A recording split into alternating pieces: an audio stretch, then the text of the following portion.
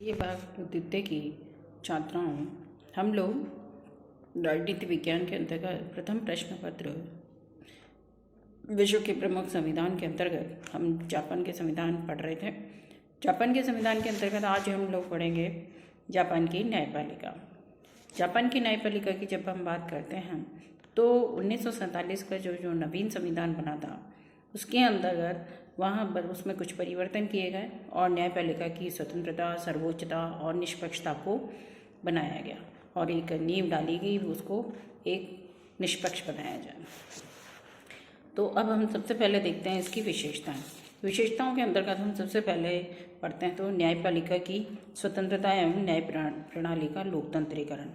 न्यायपालिका की संपूर्ण व्यवस्था को लोकतांत्रिक बनाने के लिए न्यायालय ने न्यायालय शासन के कार्यपालिका विभाग के जो कार्यपालिका थी वो उसमें हस्तक्षेप करती थी, उसको इतना दूर रखा, उससे स्वतंत्रता दिलाई गई और जिसमें जितने भी न्यायाधीश की जो नियुक्त किए गए बहुत सारे 15 जो न्यायाधीश थे उनकी नियुक्ति का जो सम्मेलन होता है और उसके द्वारा एक मुख्य न्यायाधीश की नियुक्ति होती है।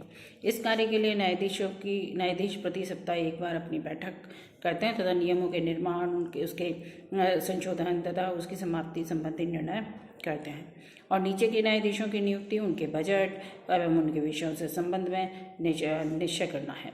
इस प्रकार की व्यवस्था का परिणाम यह हुआ कि जापान में निम्न स्तरीय न्यायिक ढांचा कार्यपालिका के प्रभाव से मुक्त हो गया।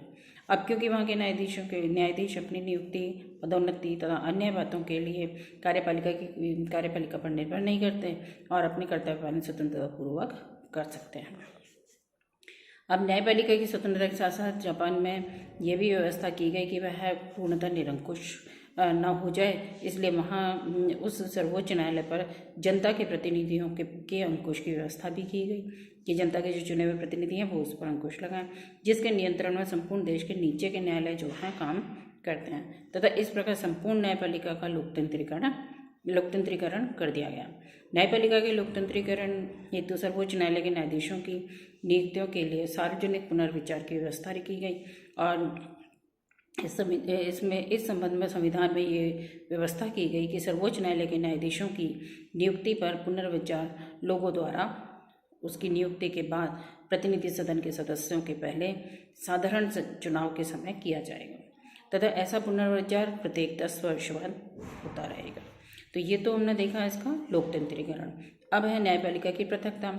न्यायपालिका को कार्यपालिका से पृथक कर दिया गया जिससे कि न्याय मंत्रालय का न्यायालयों पर नियंत्रण नहीं होगा। अब नेक्स्ट विशेषता कानून का शासन। न्यायपालिका इस प्रकार कार्य करती है कि देश में प्रशासन की मनमानी ना चलने पाए और शासन कानून के अनुसार चलता रहे। तो दीवानी कार्यप्रणाली में युद्ध के बाद के समय में कोई बड़ा परिवर्तन नहीं किया गया, लेकिन फौजदारी जो मामले हैं उसमें परिवर्तन अवश्य किया गया और उसमें कहा है कि जो सामान्य कानून के सिद्धांतों के अनुकूल उसमें स्थापित किया जाना चाहिए। कानून के समक्ष समानता। जापान की न्याय व्यवस्था जो है वह कानून के समक्ष सभी को बराबर मानती है, समान मानती है। तो कानून के शासन को सुनिश्चित करने के लिए संविधान में ये व्यवस्था की गई है कि कानून द्वारा स्थापित प्रक्रिया के अतिरिक्त अन्य किसी भी भांति व्यक्ति के जीवन तथा स्वतंत्रता का अपहरण नहीं किया जाएगा और न ही उसे कोई दंड दिया जाएगा। तो कानून के समक्ष समानता जो है वो इससे क्या हुआ कि जितने भी प्रशासकीय जो न्यायालय थे उनकी व्यवस्था को समाप्त कर दिया गया। अब इस प्रकार क्या हुआ कि जो कर्मचारी तंत्र तथा मित्र राष्ट्रों के सर्वोच्च न्यायालय कमान के प्रभाव के कारण वहाँ प्रशासन न्यायालय जो मुकदमा सुनवाई होती थी प्रशासनिक न्यायालयों में वो खत्म कर दी गई। तो इस प्रकार वहाँ क्या हुआ कि एक ही कानून के अंतर्गत सभी निर्णय लिए जाते हैं। फिर है न्याय व्यवस्था की एक रूपता। भारत की तरह जापान में भी समस्त न्यायालयों को एक सूत्र में बांध दिया गया है और वहाँ पर जो न्यायपालिका जो है वो पिरामिड के रूप में कार्य करती है। जैसे कि सर्वोच्च न्यायालय के अधीन जो है वो जिला न्यायालय के अधीन उच्च न्यायालय के अधीन जिला न्यायालय और जिला न्यायालय के अधीन अधीनस्थ जो न्यायालय हैं निचले स्तर के उन सभी न्यायालय होते हैं। तो इसलिए पिरामिड के ऊपर सर्वोच्च न्यायालय एक है, उसके बाद उनकी संख्या बढ़ती चली जाती है। तो धीरे धीरे जो है वो संख्या बढ़ती चले निम्न स्तर तक। तो इस प्रकार इनका जो संगठन है वो किससे किससे जुड़ा हुआ है, ब्रिटेन के साथ साथ। एक ब्रिटेन में एकात्मक शासन व्यवस्था है, तो जापान में भी एकात्मक शासन व्यवस्था पाई जाती है। फिर है सरकारी प्रोक्यूरेटरों की व्यवस्था। जापान में प्रत्येक स्तर के न्यायालयों के लिए सरकारी वकीलों की व्यवस्था की गई है और जिन्हें प्रोक्यूरेटर कहा जाता है। सरकारी वकीलों की इस संपूर्ण व्यवस्था के शीर्ष पर सरकारी प्रोक्यूरेटर जनरल यानी पीपीजी होता है। प्रोक्यूरेटर का कार्य क्या होता है कि फौजदारी के जो अपराधों की जांच करना, उनके संबंध में मुकदमों की सरकार की ओर से पैरवी करना होता है। फिर आती है इसकी विशेषता खुली सुनवाई। संविधान के अनुसार साधारण प्रत्येक मामले की सुनवाई तथा निर्णय की घोषणा सार्वजनिक रूप से की जानी चाहिए और यह इसके लिए यहाँ से राजनीतिक अपराध व नागरिक अधिकारों से संबंधित मामलों में मुकदमों की सुनवाई जो है वो सार्वजनिक रूप से की जाएगी। न्यायिक पुनरावलोकन, जैसा कि आपको पता है कि न्यायिक पुनरावलोकन किसे कहते हैं, जो कि संविधान जो कार्यपालिका और व्यवस्थापिका जो कार्य करती हैं, निर्णय बनाते हैं, विधायिका के द्वारा जो कानून बनाते हैं उसे उसकी जांच करना कि वह संविधान के अनुसार है या नहीं, इसका निर्णय जो है वो कौन करती है, न्यायपालिका करती है। तो इसीलिए यहाँ पर न्यायिक पुनरावलोकन पाया जाता है। तो ये तो हमने देखी इसकी न्यायपालिका की विशेषताएं। अब हम देखते हैं जापान में न्यायपालिका का संगठन। तो सबसे ऊपर क्या होता है, सर्वोच्च न्यायालय। और सर्वोच्च न्यायालय के बाद में 4 प्रकार के न्यायालय पाए जाते हैं वहाँ पर। एक तो उच्च न्यायालय जो कि हर राज्यों में होते हैं, फिर है जिला न्यायालय जो कि राज्यों के जितने भी जिले हैं उनमें न्यायालय होते हैं, फिर है कौटुंबिक न्यायालय और फिर होते हैं प्रारंभिक न्यायालय। इस प्रकार ये श्रृंखलाबद्ध बने हुए हैं। तो सर्वोच्च न्यायालय एक होता है, फिर उसके बाद उच्च न्यायालय उनकी संख्या ज़्यादा होती है, फिर जिला न्यायालय उनकी संख्या ज़्यादा होती है, कौटुंबिक जो न्यायालय हैं उनकी भी ज़्यादा संख्या होती है उससे, फिर सबसे ज़्यादा होती है प्रारंभिक न्यायालय। अब हम सबसे पहले देखते हैं सर्वोच्च न्यायालय। सर्वोच्च न्यायालय में जो है एक मुख्य न्यायाधीश होता है और 14 न्यायाधीश अन्य न्यायाधीश होते हैं। जो मुख्य न्यायाधीश का नामांकन मंत्रिपरिषद द्वारा किए जाता है और वो उसकी सम्राट के द्वारा नियुक्ति होती है।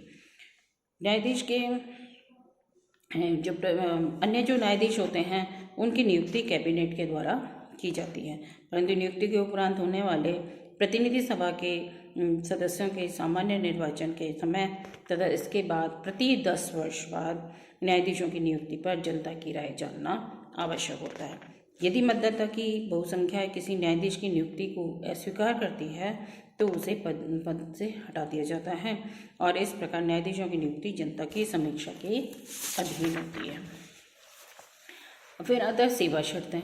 सर्वोच्च न्यायालय के न्यायाधीशों के लिए विशिष्ट योग्यताओं का निर्धारण संविधान में नहीं किया गया है, लेकिन नियुक्ति के समय न्यायाधीशों की आयु जो है वो 40 वर्ष से कम नहीं होनी चाहिए और 70 वर्ष की आयु होने पर उसे सेवानिवृत्त कर दिया जाना चाहिए। इससे पूर्व यदि उन्हें कोई पद से हटाया जाता है तो वो महाभियोग के द्वारा हटाया जाता है, महाभियोग डाइट के द्वारा लगाया जाता है, और यदि वह मानसिक और शारीरिक रूप से अपने कर्तव्य पालन में असमर्थ घोषित कर दिया जाए तो भी उसको पद से हटा दिया जाता है। अब इसकी कार्यप्रणाली कैसे होती है। कार्यप्रणाली संवैधानिक प्रश्न से संबंधित समस्त मामलों की सुनवाई 15 न्यायाधीश की बेंच करती है, जिसमें 9 न्यायाधीशों की उपस्थिति आवश्यक है यानी गणपूर्ति आवश्यक है, और इस प्रकार अन्य मामलों की जहाँ केवल कानूनी प्रश्न होते हैं छोटी बेंच ही अपील सुनती है, जिसमें 5 न्यायाधीश होते हैं और उसमें गणपूर्ति जो होती है वो 3 न्यायाधीशों की होती है। अब हम देखते हैं शक्तियाँ एवं कार्य क्षेत्र। इसमें प्रारंभिक न्याय क्षेत्र। सर्वोच्च न्यायालय के जो प्रारंभिक न्याय क्षेत्र है उसका संबंध नहीं के बराबर है, क्योंकि न्याय क्षेत्र नीचे के न्यायालयों से ही संबंधित होता है। तो यहाँ पर कोई न्यायालय जो विवाद है वो कोई भी यहाँ पर प्रारंभ नहीं होता। फिर है अपीलीय न्याय क्षेत्र। तो ये केवल अपीलीय न्यायालय है, इसीलिए यहाँ पर जो नीचे के न्यायालयों के निर्णय के विरुद्ध जो है वो कानून द्वारा निर्धारित प्रावधानों के अनुसार वो सुनवाई करता है। फिर है वैधानिकता संबंधी निर्णय। यहाँ पर संविधान अनुच्छेद 81 के अनुसार सर्वोच्च न्यायालय को किसी सरकारी कानून, आदेश, नियम या कार्यवाही की वैधानिकता का निर्धारण करने का भी अधिकार प्राप्त है। फिर है नियम निर्माण। सर्वोच्च न्यायालय को कार्य प्रणाली के संबंध में, न्यायवादियों के संबंध में, न्यायालयों के आंतरिक अनुशासन के संबंध में तथा न्याय प्रबंध के संबंध में नियम बनाने का पूरा अधिकार प्राप्त है। तो ये तो हमने देखा सर्वोच्च न्यायालय। फिर आते हैं उच्च न्यायालय। उच्च न्यायालय 8 हैं यहाँ पर, और जिनका क्षेत्राधिकार प्रादेशिक होता है। इसका क्षेत्राधिकार मुख्यतः अपीलीय ही होता है। वे अपने अपने क्षेत्र में अधीनस्थ न्यायालयों से आने वाली अपीलों की सुनवाई करते हैं। तो अधिकांश मामलों में तो इनके निर्णय अंतिम होते हैं, परंतु कुछ मामलों में ऐसा होता है जिनका संबंध सरकार बदलने से संबंधित हो सकता है, तो ये प्रारंभिक सुनवाई भी तो करते हैं। ऐसी सुनवाई 5 सदस्य की बेंच करती है। शेष मुकदमे 3 सदस्य द्वारा निर्णित होते हैं। तो उच्च न्यायालय के न्यायाधीशों की नियुक्ति सर्वोच्च न्यायालय द्वारा की जाती है और मंत्री परिषद द्वारा उसकी परामर्श होता है। तो ये तो हमने देखा उच्च न्यायालय। फिर है जिला न्यायालय। जिला न्यायालय वहाँ पर 49 हैं और जिन्हें गंभीर अपराधों तथा बड़ी धनराशि वाले दीवानी मुकदमों में प्रारंभिक क्षेत्राधिकार प्राप्त है। तो ये अधीनस्थ प्राथमिक न्यायालयों से आने वाली अपीलों की भी सुनवाई करते हैं। प्रत्येक प्रीफेक्चर के लिए एक जिला न्यायालय है, परंतु इनकी संख्या 4 है। सामान्यतः अभियोगों की सुनवाई एक न्यायाधीश करता है, परंतु गंभीर मामलों की सुनवाई यहाँ पर 3 न्यायाधीशों के द्वारा की जाती है। फिर आता है कौटुंबिक न्यायालय। कौटुंबिक न्यायालय की जो जापान में एक न्याय की एक अपनी ही अलग विशेषता है। इसका उद्देश्य होता है परिवार के सदस्यों एवं संबंधियों के बीच सामंजस्य स्थापित करने में सहायता करना। ये घरेलू स्वभाव के तथा बाल अपराधियों के मामले की सुनते हैं। इनके समक्ष आने वाले मामले प्रायः वसीयत, संरक्षण, संपत्ति विभाजन, उत्तराधिकार, तलाक आदि से संबंधित होते हैं। ऐसे न्यायालयों में एक न्यायाधीश तथा 2 अनुभवी विवेकशील नागरिक भी होते हैं। इन्हें अर्ध न्यायिक तथा अर्ध पंचायती अदालतें भी कहा जा सकता है, जो अपने प्रभाव के द्वारा समझौते करने का प्रयास करते हैं। फिर आते हैं प्रारंभिक न्यायालय। जापान में न्यायपालिका के संगठन में सबसे नीचे 570 प्राथमिक न्यायालय हैं। प्राथमिक न्यायालय जो है 570 हैं, जो विभिन्न नगरों, कस्बों तथा ग्रामों में प्राय स्थापित होते हैं। इनके अधिकार क्षेत्र में साधारण फौजदारी के मुकदमे तथा ऐसे दीवानी मामले सम्मिलित होते हैं जिनके अंतर्गत धनराशि जो है 5000 ये इनसे कम हो। तो फौजदारी के मामलों में अभियुक्त को ये न्यायालय 1 माह से कम का दंड दे सकते हैं। तो ये तो हमने देखे इसकी न्यायिक व्यवस्था। धन्यवाद।